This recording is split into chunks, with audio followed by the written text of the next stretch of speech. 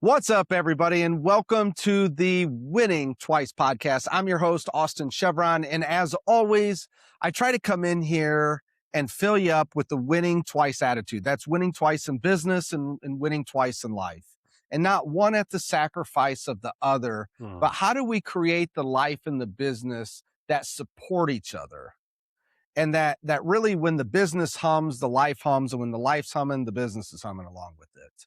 And I try to bring in guests that are working on it. So as you start to become aware of this is what I want my life to look like, then I can help bring in some guests that will show you the path along the way as they're working on it too. So today I got my good friend, Mr. Cory Williams, here with us. Cory, say hi to everybody, please. Hello, everyone. Austin, great to see you. And it's an honor and a pleasure to be here today and ready to share some of our story and hopefully have an impact on people listening. Yeah. Oh, we'll definitely have an impact if they allow us to pour into their cup, Cory. Amen. We got to have an open cup. Let us pour into it. Let us challenge your thinking and let us give you hope and guidance along the way that it's possible. It's not easy. It's possible. Right? Is that probably a good way to say it? It's not easy. It is. And really it's simple. Okay. That's one of the things that you talk about a lot. Let's not overcomplicate things. I think sometime mid last year, you said, you know what? I decided to just not swim upstream all year long, and I'm just going with the flow. So a lot of the principles that I have learned from you are simple. Now, they're not easy. Okay. It doesn't make them easy. However, it is simple, and that we'll dive more into that, but that goes with ASP, that goes with teams, that goes with the way you run your life, the way you run your finances. And so they're simple principles, and they're never easy to execute. So Sometimes they're so simple, we just look right over it. It's like, oh yeah, I got that. And it's like, do you? Yes. And then the answer is no. And I'm like, the answer is no. The answer is no. And that's our foundation.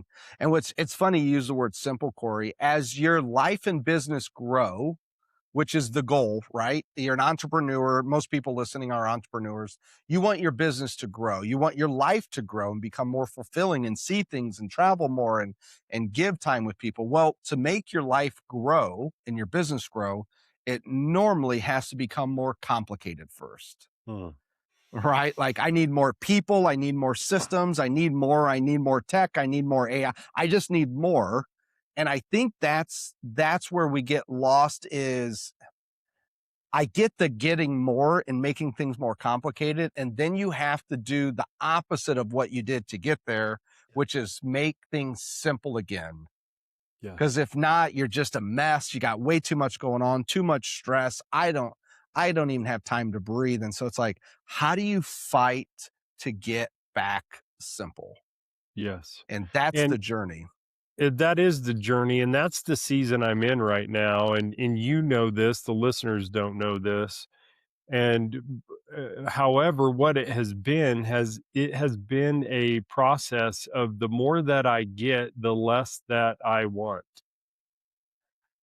That's right.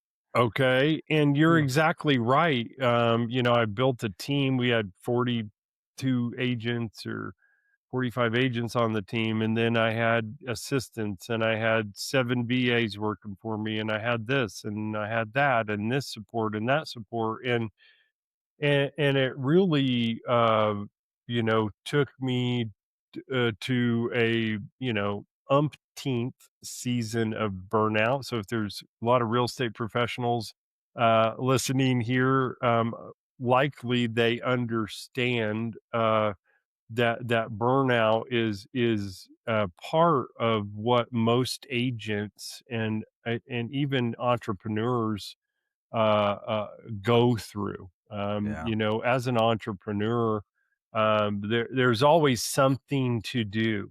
And so, one of the most powerful things that I have learned from you is to have planned rest.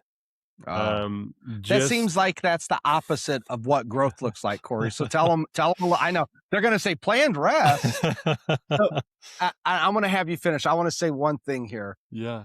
As I tell people, they're like, how do you do so much and achieve at the level that you do? And my answer is, I take a week off a month. And they're like, no, you didn't hear what I said, Austin. I go, no, you didn't hear what I said. And Yeah. it completely throws them backwards. Can you explain what that looks like? Yeah, so this is first a biblical principle. So Yes. I know that when it's coming from you, that it has been tried and true through scripture. And then it's also a logical principle and, slightly derived from the Iditarod race, where, a new world record was set when, Uh-huh.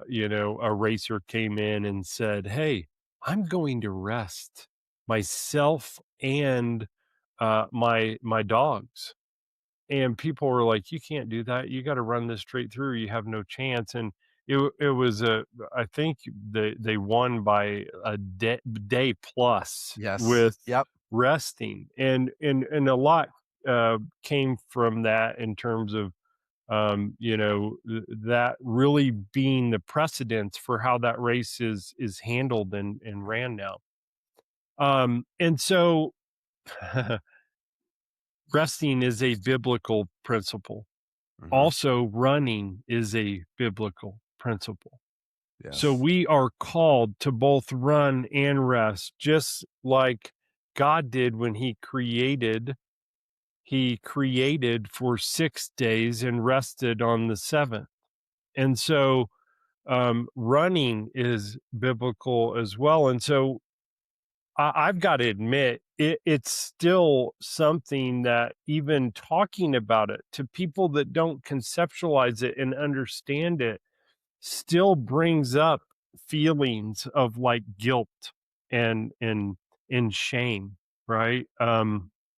Because one of the things I heard one of your previous guests, like, we're always looking for more. And Mhm. do you have enough? And so by building in planned run and rest, you have already been intentional with exactly what you are setting out to accomplish. And what Uh-huh. people may not understand is that you earn the rest. Yeah. You work for the rest. And one of the things that you've said is, hey, if you don't feel like you've like earned it, maybe you're not running hard enough on the days where we That's run. it right there. That because once you run hard enough, you're like, "Oh my god, I deserve this. I need this." Yeah. It's like eating ice cream after you just fasted, or not fasted is probably is not the right word, but you just hit your diet for a month, and it's like you just want that one little thing to just make you feel, "Ah." Yes. And So for those that are listening, just a real quick 10-second kind of, you run Monday through Thursday, 3 weeks a month. You rest, not rest like, and I'm making a sleeping, if you're just uh-huh, listening, I'm making it not like sleeping rest. It's like you're working on your business instead of working in your mm, business. So you yeah, run Monday through Thursday, first 3 weeks of the month, and then you rest on that fourth week. And so that is a proper run rest cycle. So if you're listening to this and that sounds absurd, I would strongly recommend that take a look at the Agent Success Program, pop into Chevron Live, get a feeling for how this works, and give it a chance. It is truly, likely, honestly, saved my real estate career. So. yeah. Well, thank you, Cory. Let me pivot conversation real quick. let's tell them. I always like to tell people how I met other people and what that looks like in relationship, because we always, it's funny, some of my top end CEOs, I work with them on just how to create good relationships. It sounds so simple, but they're like, teach me how you get in relationship and what does it look like in the care and the um, vulnerability sometimes. Can Mm. you tell them the story about how we met? Yeah. Yeah. Again, if you're just listening and not watching this, I have a giant smile on my face right now, and I just got the chills a little bit because it's been an incredible journey. So, I was asked to speak at an EXP regional rally in Indiana. Where are you Not too from? far from my hometown, Where, Greencastle, Indiana, baby. and where do you live now? And I'm in Lakewood, Colorado, on the west side of Denver, out by Red Rocks. And I went to DePaul University, and 2 weeks later, I packed my bags and moved out here. So this is my home now, and I love coming back home. Uh, and so I got asked to speak, and I was honored. It was a great honor, and I thought a lot about it, and I really didn't take a lot of action on it. And so what I found was I found myself in a situation the night before the when I was supposed to deliver, the keynote speech for the show in a familiar place, and that was last minute.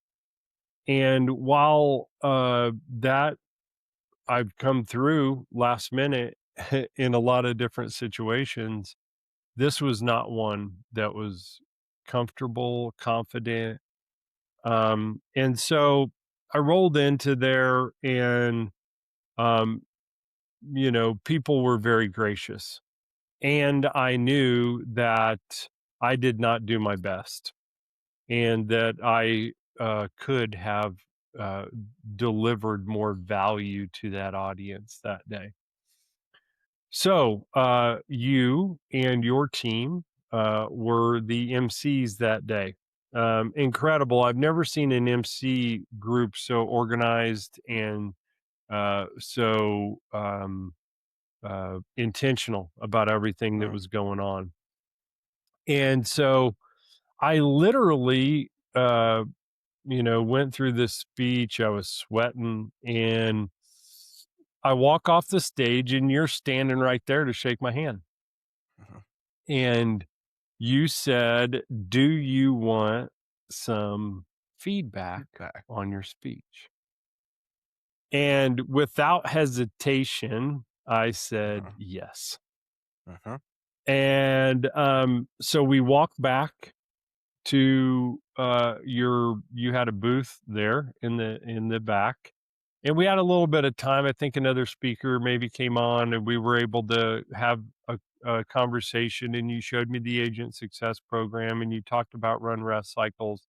And I just remember that day, um a sense of relief talking Mm, to you. Now I had no idea. This is, this is how God works. You have no idea what type of impact that's going to have. Um, and honestly, at that point, I just took your lead. You're like, here's what I think would be a good idea. You mhm. should get the agent success program. You should come into the lives. And we'll talk about the teams program later. Let's get started here.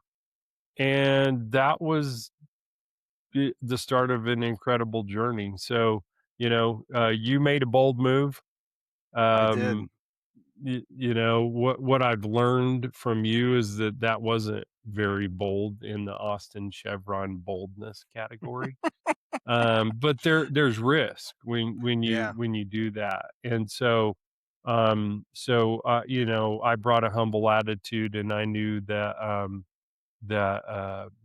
it was a feeling that I had I that we needed to do that. So, I don't know, I don't think I've ever told you this, but I think the reason why I came up to you, I don't, I know, I'm pretty sure I've never told you this, why I came up to you was because your content that you were talking about, that don't say it out loud now, but the content that you were talking about, I'm like, everybody needs to hear what this guy's saying. But Mm, how he was presenting it wasn't at the level that I thought it could be. mm, If you were here, I'm like, if he could have got to this, what he's saying, everybody needs to hear this. mm, But if you don't say it at this level, when it's really like, how do you say it at this level? Practice, you got to have feedback. Like you got to go do it and then tell everybody tell you how bad you suck and what you could do better. And then the next time you do better, and then the next time you do better. And then eventually you're up here. yeah, And because of your content, if you would have had if you would have talked about social media, I'd have never come up to you, Cory, and we'd have never been mm, here today. But your mm. content, you remember what your content was? I'm sitting here flashing back.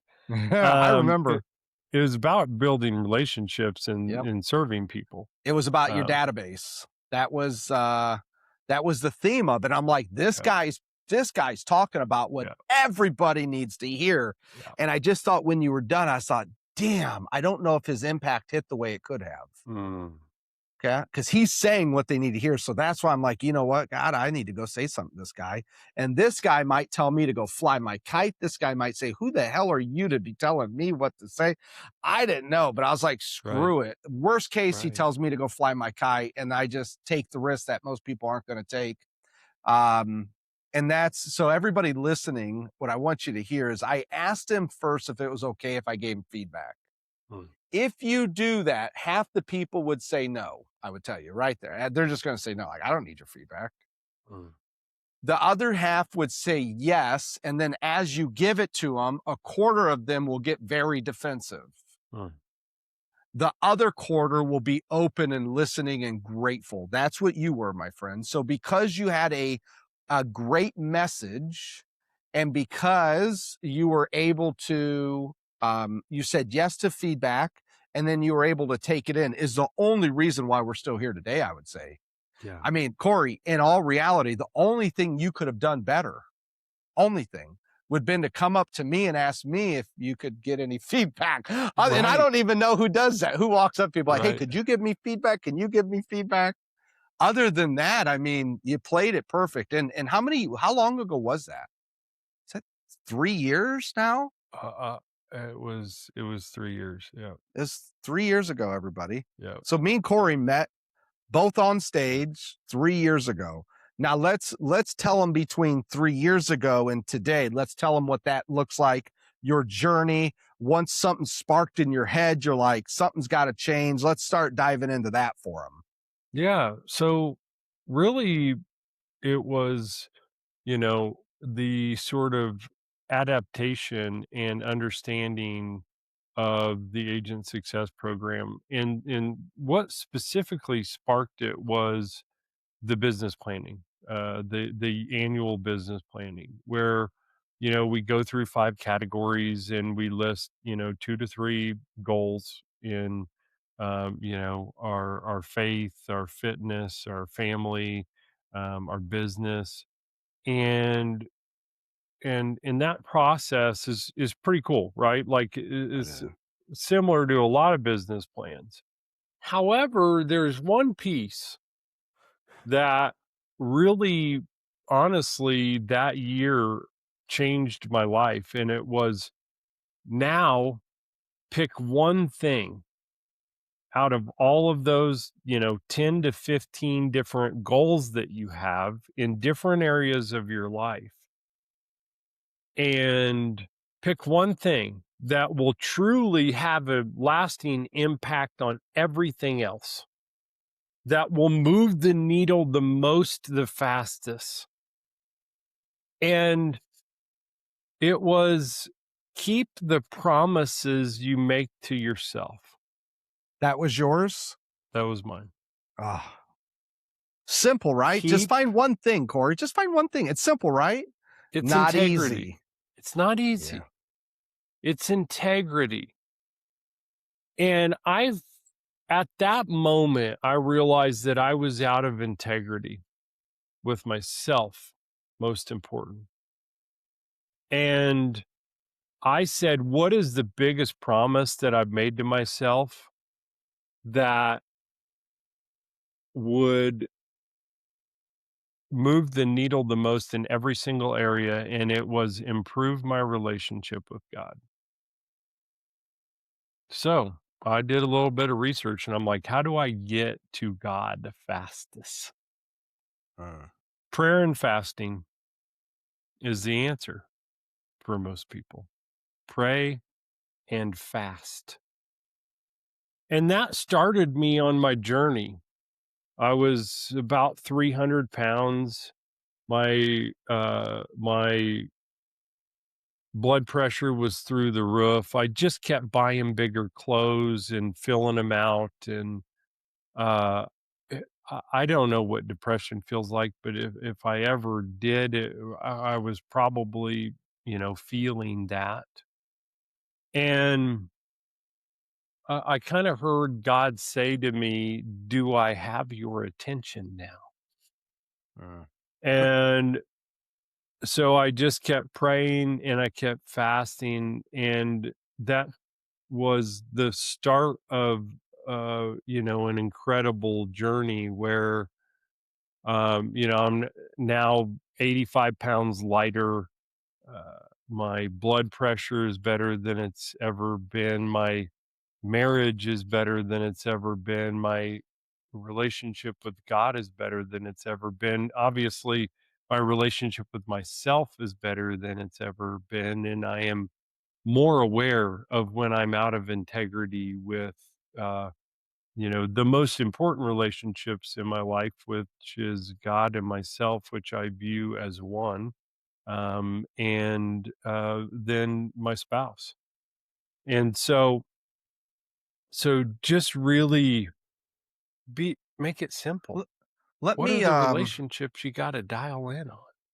let me I want to ask you this because I know where you've been because I've been with you. Um 4 years ago, was it four, maybe five, your business was doing well. Is that a statement? Good statement? Yeah, Okay. Business was 50 doing deals well. a year, yeah, Okay. Producing running, high amount of income. yeah, pushing 1,000,000, but, pushing 7 figures of income, things were Yep. jamming. Things were jamming. Okay. So this is normally where I pick people up. Things are jamming. And when they say jamming, they're jamming both ways. They're jamming like we're doing good, and then they're jamming like things are jamming up, like your arteries, your relationships. They're jamming. Okay. Yeah, You've spent the last 3 years and said, business is not my main thing I need to focus on. I need to get business, don't get me wrong, but it's not my main thing. I need to fix these things if I want to live a good life. Can you kind of talk into what life looks like when the business is booming and people are putting the business first compared to now? It's like, hey, my business isn't where it was, but here's now where I am. And this is the difference between this Cory and this Cory. yeah. The phrase just came to me, false sense of reality. So, I'll unpack that a little bit. I was, I mean, you got 6-figure weeks. I'm from Yeah. Greencastle, Indiana, man. Yeah. I never thought I would make 6 figures in a year, let alone in A a week. week. And I would come home and celebrate with my wife, and wow, what a great week, and she has an incredible way of humbling me, right? Mm. And let's not get too ahead of yourself here, buddy. And I gave all the credit to God verbally, Yeah. and yet I was not stewarding my body and or my money for that matter, in a biblical way. So things were fast and loose, Mm. and while I gave God all the credit and the glory, and I did some really great things to steward the money that time, I could have done better, and I've learned that over time. So when things are going like that, you have this false sense of reality. People are building you up. Man, I see you on Facebook, you're killing it. Oh gosh, you're doing this and you're doing Yeah. that. And really what was happening is the foundation was crumbling. Yep. And so yeah, so that's, like I said, when I got to that point where God was like, "Hey, do I have your attention now?" For all the wives out there listening, right? You can say it until you're blue in the face, to your husband. God has a great way of doing that. So, Yeah. so he got my attention. And then I'm gonna segue here, if I can, because it's Sure. back to It's your my podcast. journey, You my just go wherever you story. want.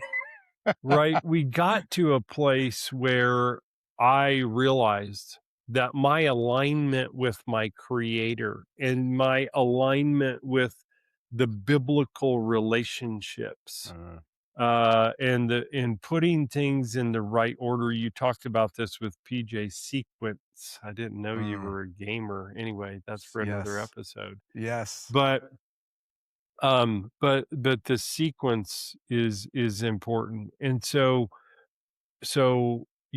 I gave my first and my best to God. So I started getting up earlier. I used to get up 15 minutes before I had to be out the door. And then I'm like, what? I want to try getting up at like 7.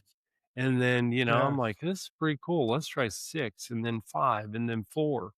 And it's like, oh, wow. Now I've got hours of time to pray, to think, and Uh-huh. to consider.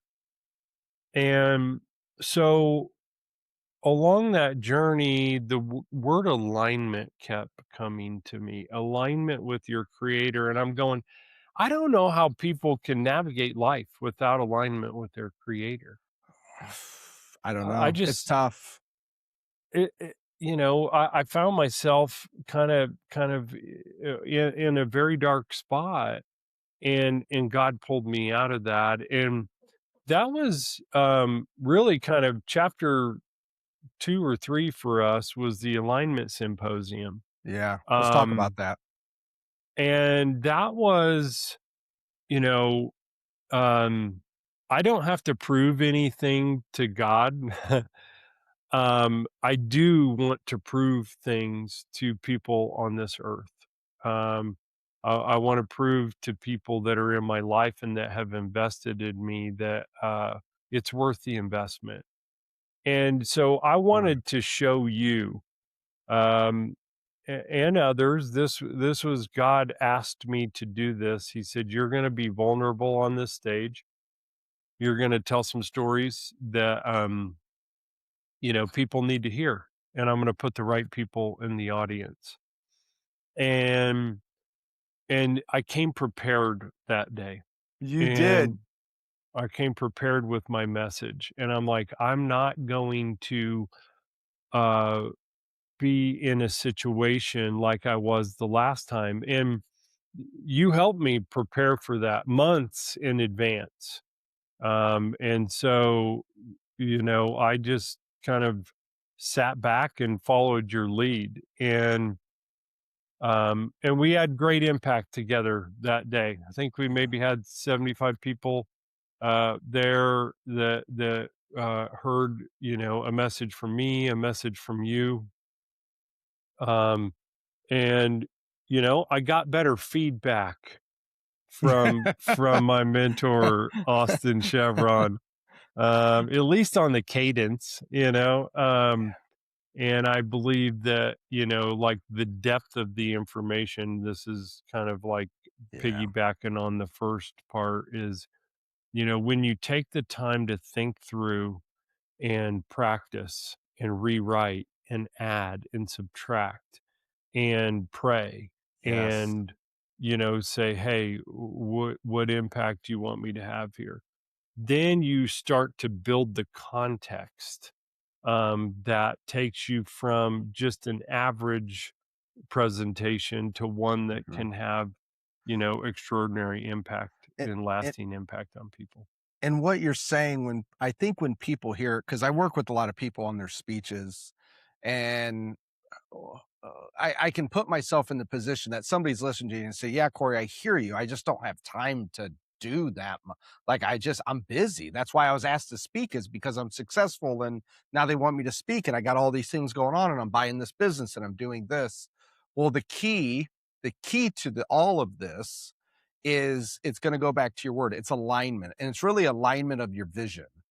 Mm, And when I say that, how I have to help people work through it is, if you're going to say yes to something, first off, is that thing in alignment with your vision and where you're going and what you want to do? mm, And right now you got 10 things on your plate. And because you got 10 things on your plate, you can only do, like, on a scale to 1 to 10, you can only be a 5 on at any of them, because you got all these things. What you really have to do is look and assess and audit all 10 things.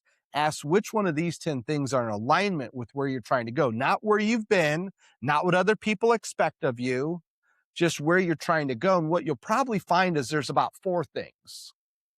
That's it. There's probably only 4 things. You need to mm, figure out how to scrap the 6, deal with the emotional problems you're going to have and other people and financials, and deal with all the mental stuff. Get rid of the 6, take the 4. Now you have space, and now you can go all in.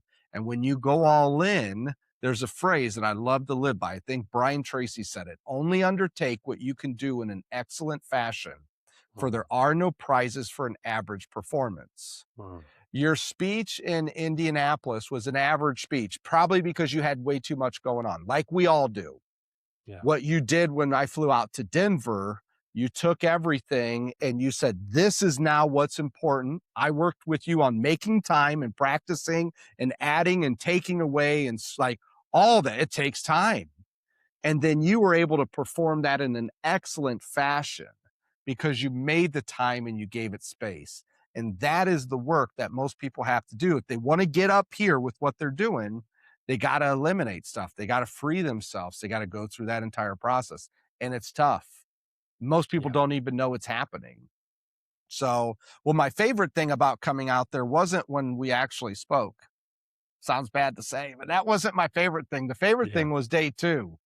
Yeah. And so on day 2, what we did, everybody, so normally when I fly somewhere, I like to have 1 day just to go see and experience. It's the beauty of what I do. When I travel and I speak, I can also still hang out and see the world. And in all reality, I only speak for people that I like to hang out with. I don't necessarily speak for a living. I speak because I'm impacting the right people. I'm hanging out with the people I would hang out with anyways. And so I told Corey, me, you, and your wife, we wanted to work on life's vision, is what we Mm, decided to do. yeah. And so you said, "I got the perfect place to go, Austin." And we went out to what Corey calls Williams West. And Williams West, everybody, is on top of a mountain, looking down thousands of feet all across on top of the mountain, just looking at the world. And we sat up there. We brought 3 lawn chairs, and we brought a whiteboard, markers, and an easel, Yeah. right? And we spent 3 hours there. Tell them about that experience, Corey. I just got chills again. I love Uh, getting chills, man.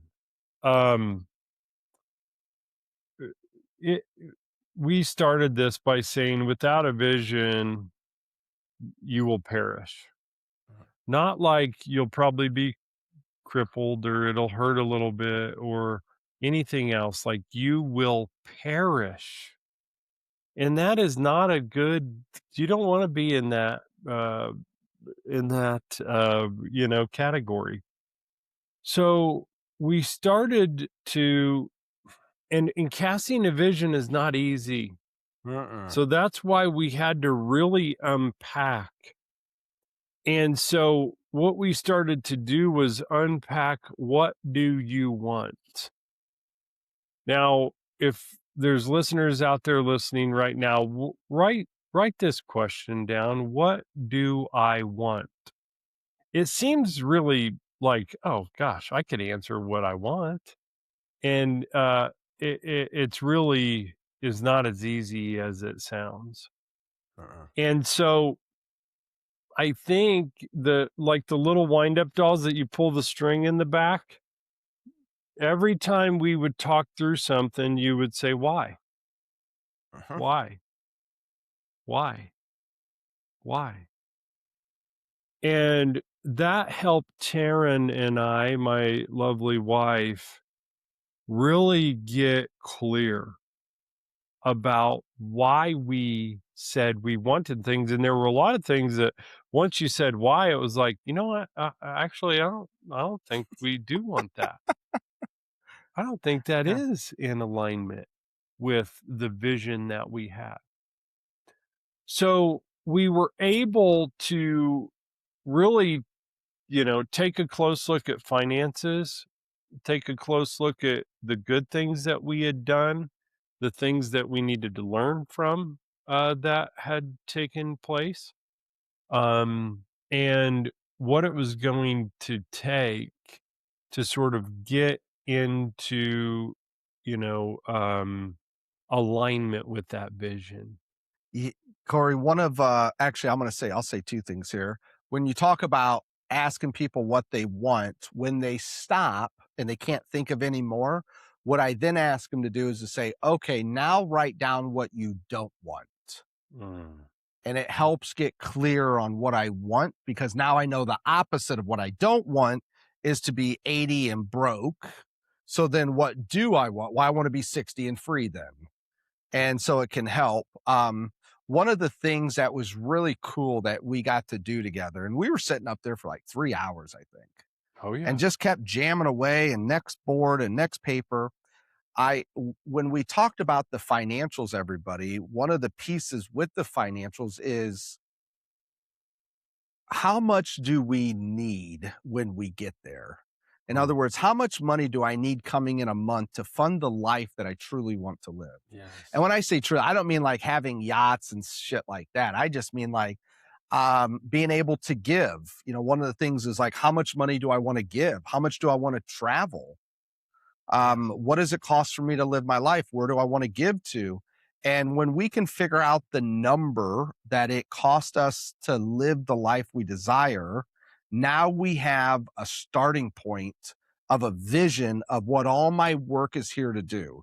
See, my work's not here necessarily to fund my lifestyle today.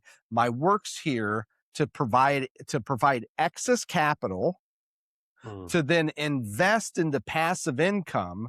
So when I wake up every month, I have enough money coming in my account that covers those bills. But if you don't know what those bills are and why they are, then good luck ever having the right investments, and then good luck getting a surplus. It just doesn't work.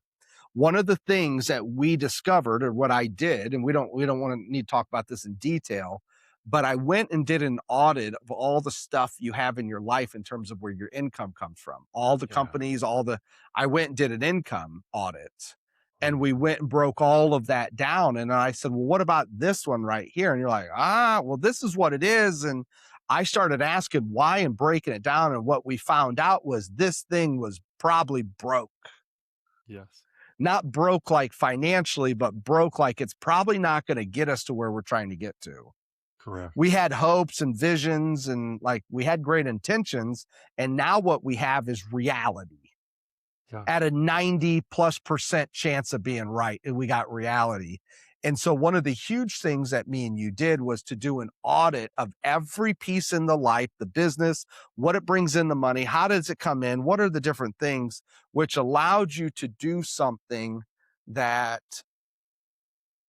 changes people's lives when they can do it. And that's called make decisions. Mhm. It allowed you to make decisions in your life to take you from over here to on point to where you need to get to.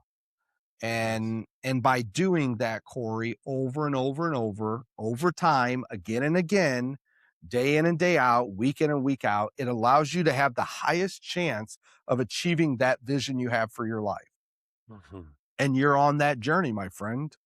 Yes. And the only thing that I know is enjoy the journey. Just enjoy it. Don't rush through it. Just enjoy it. It's like I'm on it. I'm not there yet, But man, like I'm kicking ass. This is cool. This is great. Yeah, things could be a little bit better here or there, but then it's like, well, then this isn't good over here. Then if this goes up, then this normally goes down. And it's like, we talked about earlier about the business and life. If you could have a huge business and have the problems you had in your life, or fix the problems in your life and enjoy that, and then the business is whatever it is, well, which one do we want? Me and you now know it's the second one, Yes. but most people are chasing the first one. And normally 100%. until they fall flat on their face and they break their nose, that's still, hey, everyone says I'm doing good. And I love that. My ego gets stirred. I'm making the money. I'm doing all this. But inside, there's a hollow, it's like a pit, a void that keeps crumbling in and crumbling away. Um, yep. And that's normally where I find them, Corey. Yes. When they say, okay, I'm fucking sick of this. I'm Yep. sick of not being the person that I want to be in every way. Yeah, Yes. I'm the number one salesperson. I'm doing great. All the money's coming in, but I don't have any.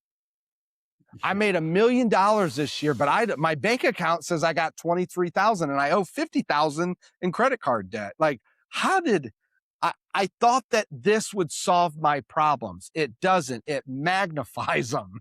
Yes, it does. And Yes, if you it don't does. get in alignment, if you're not going to do the hard work and live the good life, the business just isn't as important. And you've gone through that, my friend. I've gone through it. I lived through it. Yeah. I once hired someone to do an audit on my business, and he came back to me after 9 days. He goes, "You don't have a business." I'm like, "Oh, what do I have?" He goes, "You have a lifestyle that your work supports." Because you don't Wow. run a business. Because you have a life that you live, and then the business just works its way around your life. And I go, yeah, that's actually exactly what I have. Yeah. And that's why when people are like, hey, you want to scale your business? I'm like, no, I'm good. No, Yeah. I don't want to scale anything. I want to get it in alignment with my life. And sometimes that means the business grows. Sometimes it means I can maybe shrink the business. Yeah. Sometimes it means I offer different services, but my business supports my lifestyle. And it doesn't mean that I don't run a big business. Shit, I was speaking in another country last week. I do big things still, but it also Yes. supports the life that I want to live. And that's the main thing. And you've been an example of that, Corey. And now that you've tasted it and you've seen it and you've gone through the 3 years of hard work, like I know, it's time to invite others on the journey. Yes. So if someone wanted to reach out to you, Corey, how do they get a hold of you? I mean, I'm on socials, Facebook and Instagram. Those are the only two I do. So somebody could DM me, or, inquire at coryandcompany.com. And of course, there's no E in my name, for God's sakes. What a waste of a letter. And so, yeah, that's probably the best way. Or Google me. Good Lord, my phone number's all over I, the internet. I So, always tell people if they can't get a hold of me, don't just leave me alone. If you can't if you can't figure out how to get a hold of me, you're a problem and I don't want anything to do with you. I can't fix that. So, well, I yeah. want to I want to ask one last question, Corey, is if you could give advice to an entrepreneur, maybe someone who's in the first couple years, what Yeah. advice would you give them? Um, I'm going to take just a page out of your playbook. Uh, Schedule rest into your schedule. Make it intentional. And most of us that are listening to this podcast right now are driven. We're going to run hard. Okay. That's typically not the problem. Schedule rest, do yourself a favor, do your family a favor.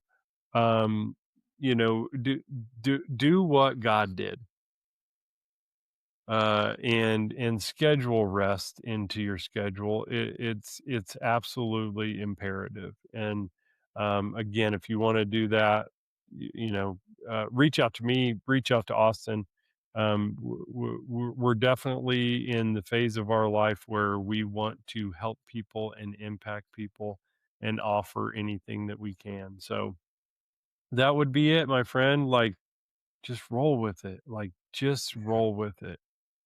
Don't find yourself in a position where you have to. That's not the way to do it. It's Yes. because you get to. And so, you know, I went and shut down those businesses. We put them on paper. And, you know, one of the things that you say is make the next right decision the right way. Yeah. And in order to do that, it's a simple test. Does it align with my vision? And what I found that really a lot of the things that I was doing was just distractions. And Oh, so I'm still in the process. It's a constant process of making the next right decision. And I know you're cooking up a new book about I, decision making. I, I can't wait to read it. I am. I think I just got the manuscript done this week. So Incredible. 6 more months for publishing. It should come out at the end of December, end of January. Okay. So Sounds great, my okay. friend. Well, Cory, thank you for your time on the Winning Twice podcast, talking about winning in life and winning in business. And I appreciate you, my friend. And everybody, look forward to seeing you and talking with you on the next episode. Thank you, everybody. So long.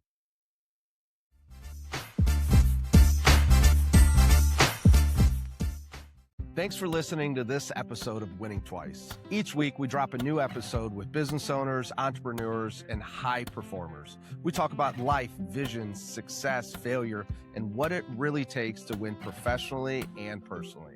If you want to listen to more episodes, visit my website, austinchevron.com. Thanks again for being here, and I'll see you on the next episode of Winning Twice.